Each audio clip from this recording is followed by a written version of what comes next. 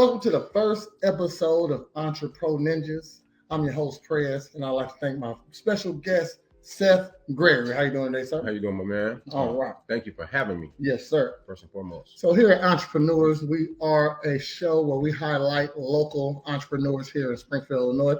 If you're in the surrounding towns, don't be shy. Reach out if you like. But before we get started, go ahead and introduce yourself. Tell us what you do, and we get on to it. All right. So I'm an entrepreneur. My name is Seth Gregory. AKA Mr. Text A Kut, AKA hey, if you text me, I'm pulling up. It doesn't matter what the situation is. We are the problem solvers, man, and we cut prices. Yes, sir. Yes, sir. So, a little background. Seth is a longtime friend of mine, 20 plus years. So when I thought about this show, the first person I thought of to be on it was him, okay, because I've been around for his journey, and I'm impressed, okay? So it's been a journey. Yes, sir. So I thought I'd go ahead and highlight one of the best entrepreneurs here in town, all right? So let's go ahead and get to it. First question, we got a couple questions, and you're going to answer. So how do you handle customer feedback and ensure high quality service in your businesses? All right. So I think most importantly, customer service is very important. So the feedback comes from the customers. Mm-hmm. The customers are going to tell you a lot that you need to know. They're going to keep you in the loop of things that you need to know and things that they want, because things change seasonal. So just being mindful of just asking your customers questions is part of a consultation anyway. When you first meet somebody, and learning, the things that they like and the things that they don't like. And then, secondly, consistency. Consistency is one of the greatest things you just have to have. It might be days as an entrepreneur you don't want to get up and go. It might be days you just don't feel good, and then it might be days where you got things planned earlier that day, and you still have that schedule after that. So it's just being consistent, man. They call you this Monday or this Sunday to do something, they should be able to still call you the next Monday or Sunday to do something. Yes, so, sir. Yeah. Okay. This isn't one of the questions, but what Text A Kut? I know what Text A Kut is, but Text A Kut got a couple things under the umbrella. So tell us about Text A Kut and what the services are. Okay, so Text A Kut was a heaven sent name. I got blessed with it, and I didn't know the importance of the name until business started, and Jesus was showing me my way. Yes, sir. And so as he showed me my way, a few things fell up under that name. One, I had started a mobile barber shop, which we named Text A Kut, and that you just text us your address when you would like a haircut, and then we'll pull up and give you the service. But then during COVID, this was a great and a bad time, because I was during the depression or the shutdown of the U.S. and every other country. I was able to come out with another company, which was a landscaping business. And so with that being Text A Kut, okay, with also that also being a cutting process, I said, well, take the time to throw this up under this umbrella, which would help my LLC start growing into a corporation. And then the third thing was I had started a DJ company that I had been doing. Text A Kut. Text A Kut. Yeah. Again, before I started doing that, I had a DJ company called Casual Entertainment. So I used to throw parties and stuff. So what I did was just incorporated one of my old business journeys and just reinvented it, gave it life again by just giving it another name and giving it another mission, which actually sets it out different than other DJ services. Because not only do we offer personal DJs to come, we also give you the ability to rent the equipment, because a lot of people can't afford these things in these times anyway, but people still want to have fun and still enjoy life, because some funds have been cut short to the public. Doesn't mean they don't want to have a good time. Exactly. Okay. Solving problems out here. Okay. That's the important part of being an entrepreneur. If you find a problem and you solve it, you probably can make some money off of it. Okay. So next question. What skills do you think are essential for running a successful mobile business? A mobile business. So the sweet part about a mobile business is the overhead. Most overheads, you start in the $2,500 area a month, and that's just to have the brick and mortar. Yes. So with you buying the bus or the truck or whatever vehicle that you decide that you're going to use as your transportation, and you get it all coded up and whatever your business says or allows you to do on it. Once you get all that stuff, now everything else here is profit because now you don't have no overhead. Everything's paid for. Unfortunately, brick and mortars, you start off $100,000 in the hole, and then before you get out that hole, now you have to put the stuff aside to build you're in that hole, and then you're just in the hole with the electricity, the water, the gas. And so right there, you're $200,000 into a company that you're trying to make money out of. Yes. And it's very hard to get out that hole. Okay. So as a business owner myself with a brick and mortar business, I know what you're talking about. Like a lot more bills come with a brick and mortar than it does with a mobile service. If I could take my business mobile, I definitely would. I got that off of you also. Yeah. I mean, and it's ways to take your business there, and it's just being mindful that are the people ready for you, and it's all about getting the audience and the crowd, which is the people that need the services, and then once you create enough people that want that service, then walking into that business should be simple. Yes, sir. Okay, all right. Next question. How do you incorporate your passion for DJing into your daily life and business? Okay, cool. So one thing about DJing is, man, like DJing is so cool because one, you get to meet a lot of different people. Music comes in every single culture you can think of, from African to Jamaica to reggaeton to hip hop to R&B, and all of these people come with different people. And different family situations and different feelings and different vibes. So the one thing I really like about it is being able to meet new people, and it just keeps me up in tune with the music also, and what people like to hear and what people don't like to hear. But to add on to that, music is in my life daily. I wake up listening to music. Throughout the day, I'm listening to music. Came in bump. Yeah, you know what I'm saying. So music is a way of just getting your engine going every day, man. Sometimes you don't have somebody there to tell you the words that you need to be told to inspire you to get your day going.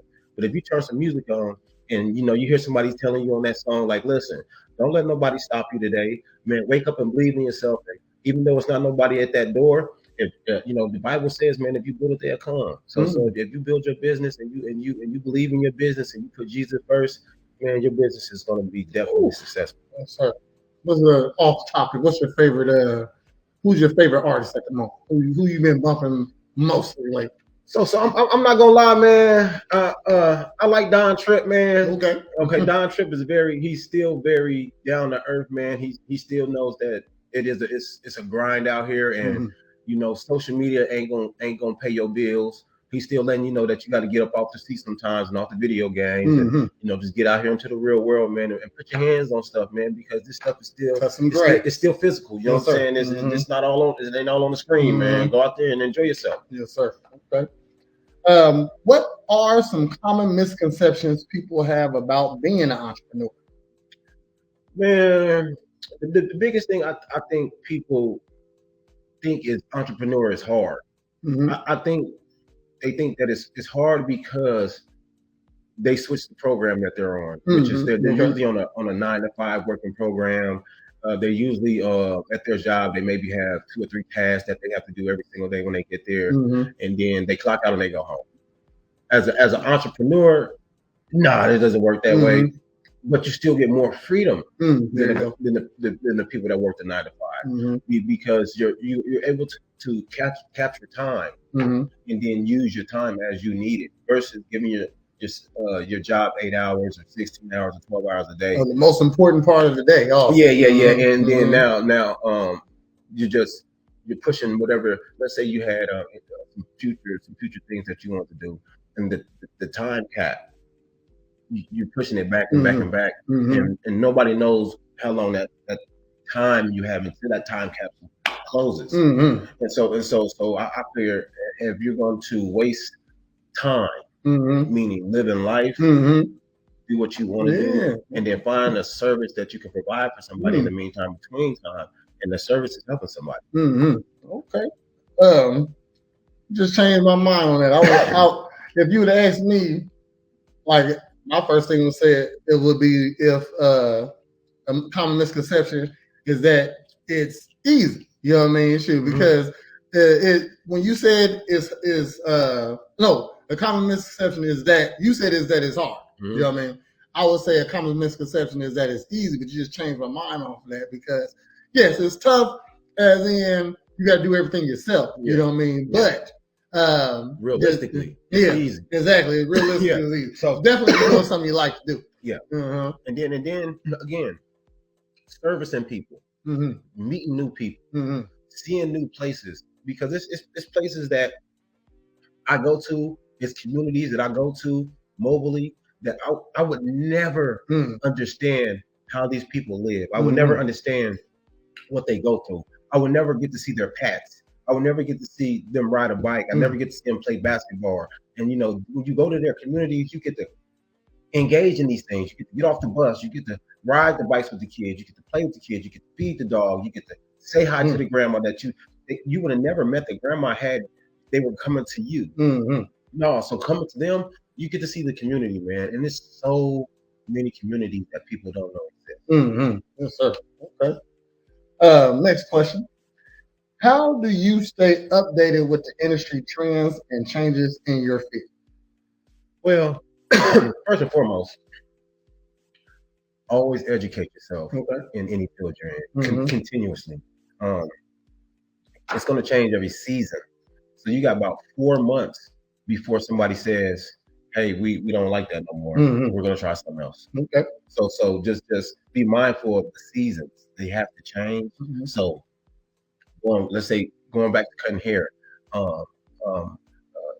in the wintertime, he's going to be wearing this. A lot of hair on his face. He's not going to do too many haircuts. But then just thinking that in the summertime, he's gonna trim it up more, and he's gonna always keep it groomed. So just be mindful of those changes right there. Let you know that hey, people go for fall looks and people go for summer looks. Okay. And then also talking to your customers, asking your customers, just knowing what they like and what they don't like. Again, I don't suggest everybody run to entertainment to find what do you think is hot, because entertainment comes to us to find out what's hot because we're the buyers. Yes. Okay. Yeah. So be you, do you, create your own style. Somebody's gonna like your style. I mean, even if like when I know a lot of musicians and people that do music, and some of their favorite songs that made them popular, they don't even like them. So it's the songs that they actually don't like that give the customer what they want. Yeah. So just be yourself, man. And again, always educate yourself on whatever you're doing. Stay educated on whatever business that you're in. Okay. Can you share a time when you had to pivot or change your business strategy? COVID. Oh yeah, I hear you. Yes, COVID-19. Listen, man. I thought that's some shit. Anybody that worked a 9 to 5, anybody that was an entrepreneur, anybody that thought they knew, we all realized at that point you can depend on nobody but yourself. Exactly. So this was a changer in my life when I realized that I had to become an entrepreneur in order for me to survive and take care of my family because of the pandemic. And as fast as the pandemic came and destroyed everything, it didn't leave as fast as it came. It's still lingering right now. Still here. So things are still the way they are. Nothing has changed. So the entrepreneur still has to seek and get out and make sure that he takes care of his family and provides for his family, because jobs are starting to even disappear. Everything's going to digital, and Work from home. And, so for the 60-year-old, 60 people born in the 60s, that's almost, a lot of them are getting older. Some of the 70s is our moms and our dads. We are the 80s babies. 80s babies. We know some of the digital. But when you get into the 2000 babies and the newer babies and stuff, this world is being built for them because they're digital babies. So for the entrepreneur, a lot of these jobs, again, are being substituted with robots. But again, if it's a trade, stick with your trade. If it's a profession, stick with your profession. Stay consistent, and you will be fine. You might got to incorporate them new technologies. Yeah. Like I don't think, I'm a personal trainer, so I don't think AI can really personal train you. You know what I mean? No. Outside of maybe some online programs. So they have machines now that you can bring to your house, and you can run on them, and then they go uphill, and they go rock climb and do all this, and then you got this little fancy guy. He talks to you and tell you, let's go, keep it going, and then you got a computer that tells you how many pounds you just sweated out, how many pounds you done ran, how many you did this, and that you need to go eat, and that you do. So they do have these machines that, if we accept the machines by the entrepreneurs tapping out and saying we're gonna tap out and we're not gonna be entrepreneurs no more, because then that market will flourish. And so this is why it's very critical for kids to be entrepreneurs now, because moving forward into the future, if the kids all want tablets and all want cell phones and TVs, this is what they're going to give them, and then they're going to let the computers and everything do the work. So now the kids, they won't have jobs anymore. What role does networking play in your business success? I love networking. Yes, sir. Networking is the only thing that makes a business work. Yes. It's who you know. It's who you meet. It's who you come in contact with. It's who you talk to. Even your customers are networking. Yes, man. Just knowing somebody's story is cool. And for an entrepreneur knows one thing. Two things. Let people talk, and you'll see all the services that they need. So you'll always stay in business. Yes, sir. Right. He will tell you what they want. While you at his house cutting the grass, he'll tell you his kids need a haircut. His grandkids need a haircut. Then why he telling you that in the process? He say something happened downstairs with the pipe downstairs. He needs somebody come do the pipe downstairs. Then he said, I know a guy. And then he go from that to, hey, I can't go get your money because my car tripping. Okay, well, we got somebody for that too. Exactly. So that's a part of being entrepreneurs, catching services and providing services for people, and the services that you choose to provide for people. Just enjoy doing what you do. Facts. Network is very important. Very important.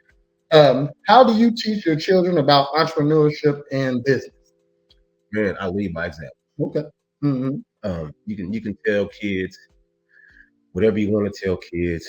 You can tell adults whatever you want to tell adults. But leading by example is one of the biggest things, and putting the most high first, which is Jesus, his son, and God to me, which is Yahweh. Putting them two first. Everything's always going to be okay. So once you know that it's already going to be okay, then the journey is going to be a fun, fulfilled journey of learning, because this is just an obstacle of learning until you can jump over the highest obstacle where you don't have any more obstacles. Yes, sir. Yes, sir. Next question. What has been the biggest sacrifice you made for your business? So the biggest sacrifice that I think I've made is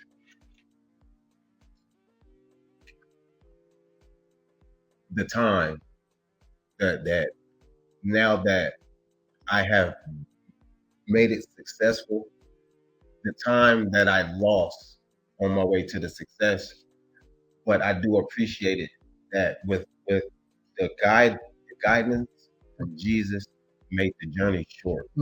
It made it a short time lapse versus me chasing these dreams for 10, 15, 20 years. I was able to get all of this stuff in 3 years, or 3.5 years, which is awesome, man. And, I only asked for a teaspoon of water, man, and he gave me a bag full of abundance of it, man. So I'm just here to pass it out. Yes, sir. Your business model is pretty original. You know what I mean? She texting for haircuts, you know, stuff like that. So you don't really got a like if you want to run a restaurant, there's certain things you got to do to run a restaurant. Yeah. You know what I mean? And you can take McDonald's and apply it to Harts. You can take Boys and apply it to Olive Garden. You know what I mean? Or vice versa. You know what I mean? So you have an original business model. You really ain't got nobody to look at. You know what I'm saying? You learn as you go. So that time you were just talking about is even more precious because it's not like you learning from a syllabus or some step by step. I get that. Last question. How do you celebrate your success and milestones in your business? Now that's something I'm getting better at. I feel like there's nothing to celebrate to me. A lot of people tell me that, hey man, sometimes you just need to sit back and look at all the stuff you got, all the stuff you're doing and all that. And I do understand that. I do get that. But in the morning, I thank God for that already. I thank Jesus for that already in the morning. So for me to consistently party about it or consistently pat myself on the back for doing stuff that one, I would not be able to do it without good people. Two, I will not be able to do it without the Most High. You know what I'm saying? So who am I to celebrate something that was given to me to give to somebody? So ways sometimes I do celebrate, but I really don't, man, no more. I feel more happy when I see somebody else that benefit from my services and me helping them or me giving back to the community or just me, you know, telling somebody, man, hey man, you have a great day, and actually meaning it. Okay. So that's something I go through. People tell me, hey man, you need to just chill out sometime.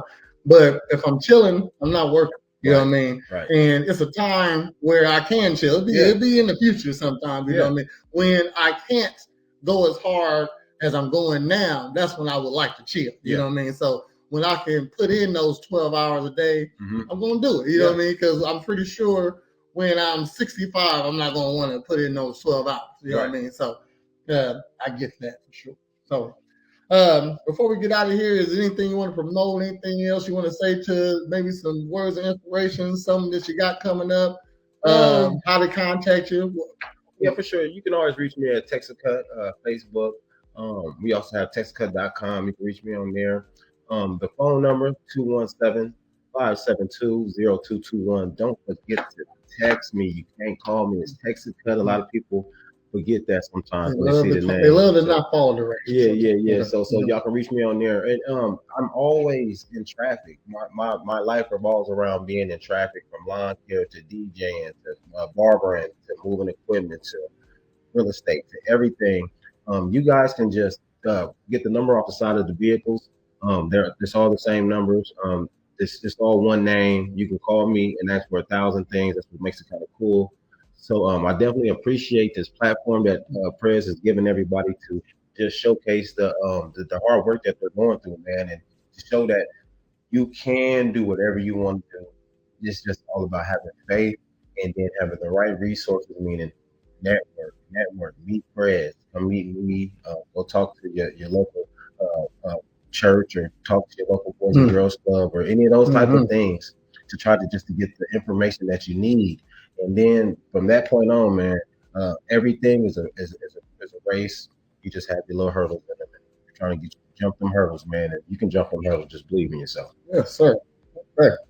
So the first episode of Entrepreninjas, where we highlight local entrepreneurs here in Springfield, Illinois. If you're in the surrounding areas, don't be ashamed to reach out. You can reach out at a Real Ninjas Network at gmail.com, a Real Ninjas Network at gmail.com. And don't forget to like, subscribe, comment, do all that stuff that this content creators actually do that you don't ever do, you know what I mean? But if you don't want to do the free stuff like, comment, subscribe, share, it's a Cash App roll on the bottom, you know what I mean? Don't feel feel free to send me like $5. Say, hey, Prez, you're doing a good job over there. Keep up the good work. You know what I'm saying? You know, everything counts. Just send me $2. I don't care. You know what I mean? Should let me know that you appreciate it. So, great interview, sir. For sure. Appreciate your time. Thank you. And y'all have a great day. Holla back.